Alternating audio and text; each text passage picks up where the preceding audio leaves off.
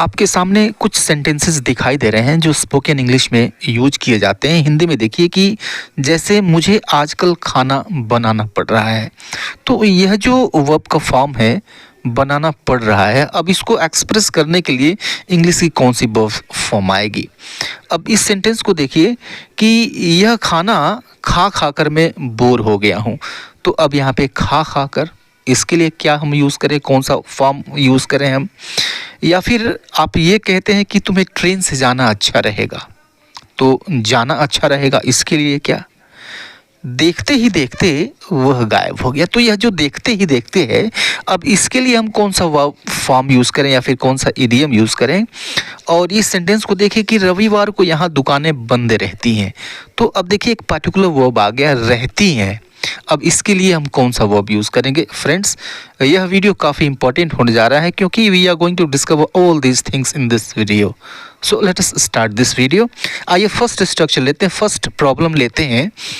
जब आप ये बताते हैं कि मजबूरी में यह काम करना पड़ रहा है, आपकी इच्छा नहीं है, वो सिचुएशन ऐसी हो गई है कि वह आपको काम करना पड़ रहा है, ठीक है। आपकी माताजी घर पे नहीं है, आपकी बहन घर पे नहीं है, ठीक है, या फिर आप अकेले रहते हैं और फिर वहाँ पे आप कहते हैं मुझे आजकल खाना बनाना पड़ रहा है, ठीक है, राइट। मजबूरी शो करता है, मजबूरी शो करता है कि मजबूरी में आप कौन सा काम कर रहे हैं, कौन सा काम आपको करना पड़ रहा है। अब इस तरह के जितने सेंटेंसेस हैं उनको बताने के लिए आपको इस वर्ब फॉर्म की ज़रूरत पड़ेगी। बी मतलब इज एम आर या फिर वाज। पास्ट में होगा तो वाज वर्ड यूज़ कर लीजिए, तो इज एम आर यूज़ कर लीजिए अकॉर्डिंग टू द सब्जेक्ट। और उसके बाद से यूज़ करिए हैविंग, और उसके बाद से टू अ वर्ब की फर्स्ट फॉर्म, राइट। कैसे यूज़ करेंगे देखिए इस सेंटेंस को कि मुझे आजकल खाना बनाना पड़ रहा है। तो सिंपल सी बात है कि सब्जेक्ट आपको पता है, वर्ब आपको पता है, और वर्ब फॉर्म मैंने अभी बताया है। इट मीन्स ये हो जाएगा I am having to cook food these days. I am having to cook food these days. आजकल मुझे खाना बनाना पड़ रहा है, ठीक है, ये आपकी मजबूरी है। उसे देर रात तक काम करना पड़ रहा है, ओके। कोई फाइल है कंप्लीट करनी है, कोई प्रोजेक्ट है कंप्लीट करनी है, तो देर रात तक उसको काम करना पड़ रहा है। तो he is having to work till late night, right. इस तरह के मजबूरी बताने वाले सेंटेंसेस को हम बोलते हैं, हिंदी में आप देखेंगे पढ़ रहा है ऐसा आता है, ठीक है। अदर टेंसेस में हो सकते हैं, तो टेंस के अकॉर्डिंग आप जो वर्ब है उसको आप चेंज कर सकते हैं। दूसरा जो स्ट्रक्चर है, दूसरा जो कॉन्सेप्ट है, उस कॉन्सेप्ट को देखिए कि बहुत सारे ऐसे सेंटेंसेस होते हैं जिसमें आता है सुन सुनकर मेरे यार कान पक गए हैं, खा खा कर मैं बोर हो गया हूँ, ठीक है, चाबी मैं ढूंढ ढूंढ कर थक गया, ठीक है। अब इस तरह के सेंटेंसेस, अब इसमें जो क्रक्स है वो वर्ब के फॉर्म में है। यहाँ पे खा खा कर, सुन सुन कर, ढूंढ ढूंढ कर। अब इसके लिए आप यूज़ करते हैं ऑफ ईटिंग, ठीक है। अब इस ऑफ के बाद कोई पर्टिकुलर वर्ब आता है, राइट। ऑफ के बजाय कुछ और भी हो सकता है, अब डिपेंड करता है कि इसके ठीक पहले वर्ब कौन सी आई है, ठीक है। जैसे सेंटेंस में आप यूज़ करेंगे समझ में आ जाएगा ये कैसे यूज़ हो रहा है कि यह खाना एक ही खाना रोज़ रोज़ खा खा कर मैं बोर हो गया हूँ, राइट। तो सबसे पहले लिखेंगे मैं बोर हो गया हूँ, means I have got bored. और जब बोर आ जाएगा तो इसके बाद ऑफ ही यूज़ करना है आपको, ऑफ। और फिर वर्ब की आईएनजी फॉर्म, खा खा कर इसको आईएनजी फॉर्म में लिखेंगे eating the same food every day. I have got bored of eating the same food every day, ठीक है। और एक सेंटेंस इसका और लीजिए आप कि मैं चाबी ढूंढ ढूंढ कर थक गया, ठीक है। तो सबसे पहले लिखेंगे थक गया, मैं थक गया, आई गॉट टायर्ड। अब जब टायर्ड आप यूज़ कर लेते हैं तो इसके बाद भी ऑफ ही आता है, I got tired of looking for the keys. I got tired of looking for the keys, ठीक है। तो ढूंढ ढूंढ कर इसके लिए इस्तेमाल किया गया लुक फॉर। लुक फॉर मन से होता है ढूंढना, ठीक है। तो लुकिंग फॉर आईएनजी फॉर्म में हमने रख दिया, राइट। तीसरा जो वर्ब फॉर्म है उस वर्ब फॉर्म को देखिए। जैसे हम सलाह देते हैं, सलाह आप कई तरह से देते हैं।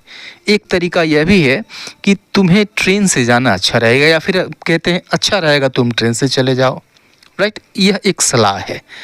अब यह जो सलाह है इसके लिए हम हैड बेटर को यूज़ करते हैं, सब्जेक्ट प्लस हैड बेटर, और उसके बाद से वर्ब की बेस फॉर्म यानी फर्स्ट फॉर्म यूज़ करते हैं। अब हैड आ गया तो ये मत समझिए कि यह पास्ट का है, नहीं, पास्ट का नहीं है, यह फ्यूचर का ही है। हैड बेटर यह जो वो फॉर्म है, इसको आप यूज़ करते हैं सलाह देने के लिए। जैसे सेंटेंस देखिए कि ट्रेन से जाना तुम्हारे लिए अच्छा रहेगा, या फिर ऐसे भी हिंदी में हो सकता है अच्छा रहेगा तुम ट्रेन से चले जाओ, ऐसे भी हो सकता है, सलाह है, ये सजेशन है।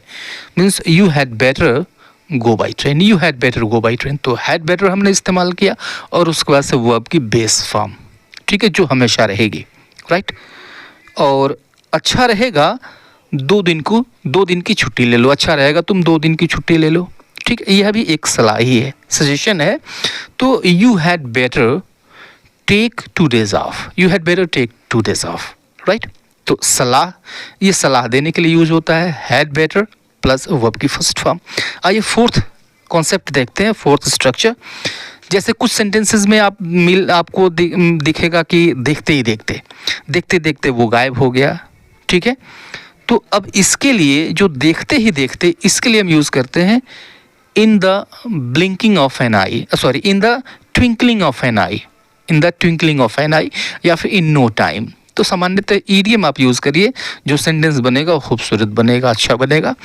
तो in the twinkling of an eye हम यूज़ करेंगे देखते ही देखते के लिए, और प्रायः लास्ट में यूज़ करते हैं, आप शुरू में भी यूज़ कर सकते हैं। जैसे सेंटेंस देखिए कि देखते ही देखते वो गायब हो गया, राइट, वह गायब हो गया, सबसे पहले लिखिए ही डिसअपीयर्ड, और देखते ही देखते in the twinkling of an eye, right. कोई समस्या नहीं है, सबसे पहले आप सेंटेंस लिखिए और उसके बाद से देखते ही देखते इसकी इंग्लिश लिख दीजिए, राइट। दूसरा सेंटेंस देखिए कि देखते ही देखते लड़के ने नदी में छलांग लगा दी, ठीक है। तो सबसे पहले लिखिए लड़के ने नदी में छलांग लगा दी, the boy jumped into the river, और देखते ही देखते in the twinkling of an eye. कोई समस्या नहीं है। आइए अगला स्ट्रक्चर हम देखते हैं, अगला जो फॉर्म है, जैसे हम कहते हैं रहना, राइट, यानी किसी अवस्था में बने रहना, किसी जगह पे बने रहना, ठीक है। अब इस अर्थ में हम यूज़ करते हैं, इंग्लिश में रिमेन यूज़ करते हैं। जैसे रविवार को दुकानें बंद रहती हैं, तो यहाँ पर जो रहना है इसकी इंग्लिश लिव नहीं होगी, इसके लिए हम रिमेन यूज़ करेंगे, बंद रहती हैं, राइट, किसी अवस्था में बनी रहती हैं, किसी जगह में बनी रहती हैं, राइट। तो सब्जेक्ट प्लस रिमेन को हम वर्ब की तरह से यूज़ करते हैं, और उसके बाद से एडजेक्टिव आता है। सेंटेंस देखिए कि रविवार को यहाँ दुकानें बंद रहती हैं, the shops remain closed here on Sundays, right. तो सब्जेक्ट द शॉप्स, और उसके बाद से रिमेन, चूँकि प्रेजेंट इंडेफिनिट है तो इसका बेस फॉर्म आ गया, राइट। सब्जेक्ट भी देखिए आप प्लूरल है, और इसके बाद से एडजेक्टिव आ गया क्लोज्ड, राइट। दूसरा सेंटेंस देखिए कि यह रहस्य एक रहस्य ही रहा, पास्ट हो गया, पास्ट इंडेफिनिट है, means this secret remained a secret, this secret remained a secret. Remained ये वर्ब की सेकंड फॉर्म है जो कि पास्ट इंडेफिनिट में यूज होती है। फ्रेंड्स, वीडियो कैसा लगा फीडबैक ज़रूर दीजिएगा, मिलता है नेक्स्ट वीडियो में, तब तक के लिए गुड बाय।